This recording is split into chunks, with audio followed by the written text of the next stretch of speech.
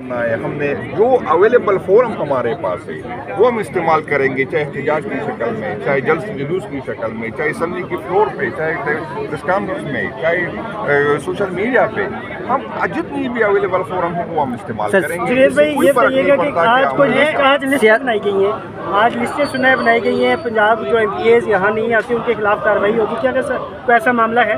نہیں، پنجاب کا تو مجھے پتہ نہیں، ہو تو اس کو پتہ ہوگا کہ، لیکن یہ کہ ہمیں آنی چاہیے، لوگوں کو آنی چاہیے، لیکن میں آپ کو بتا دوں کہ جو ہمارے ایم پی ایز ایمنیز بھگت رہے شاید بہت کم لوگوں کو پتہ ہے۔ اڈیالہ جیل کے باہر سی ایم کے پی کے جا کر بیٹھتے ہیں، زمین پر بیٹھتے ہیں، ملاقات نہیں ہونے دی جاتی، یہ کیا پیغام جو ہے وہ دیا جا رہا ہے کہ ایک صوبے کا وزیر اعلیٰ دوسرے صوبے میں زمین پر بیٹھا ہوا ہے؟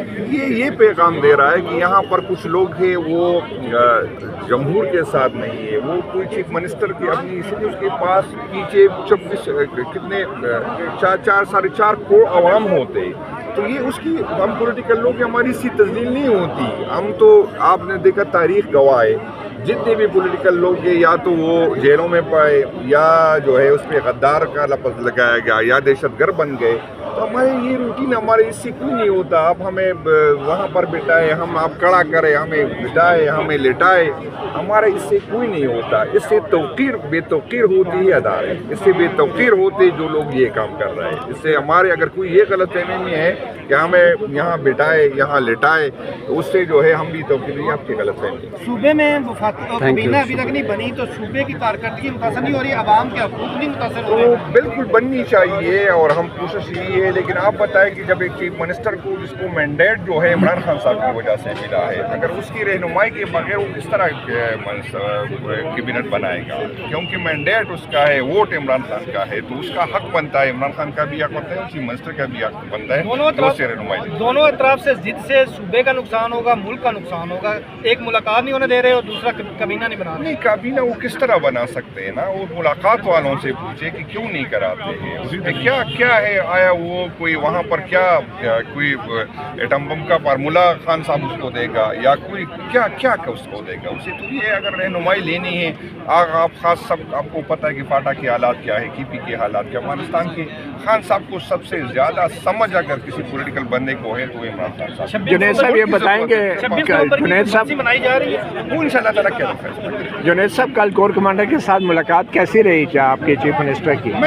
میں نے پہلے سے بات کی، میں اس کو خوشائن سمجھتا ہوں۔ اگر کوئی کمانڈر صاحب گئے اور چیف منسٹر کو مبارکباد دی ہے، ہمیں اس طرح ایک دوسرے کے احترام کرنا چاہیے، اداروں کو۔ میں نے کہا میں تو ویلکم کرتا ہوں، ہم تو چاہتے ہیں کہ ادارے ہمارا مینڈیٹ مانے، ہم اداروں کے آئینی جو حدود ہیں ہم اس کو مانے، تو اس میں تو کوئی برائی نہیں۔ اڈیالہ ملاقاتوں کے حوالے سے کوئی یقین دہانی ہوئی ہے اس ملاقات میں؟ یہ تو سی ایم صاحب اچھی پوزیشن میں ہوں گے، ڈیٹیل میں نے نہیں لی ہے، تو اللہ پاک کرے کہ آج اس کی ملاقات ہو جائے اور یہ جو دوریاں ہیں یہ کم سے کم ہو۔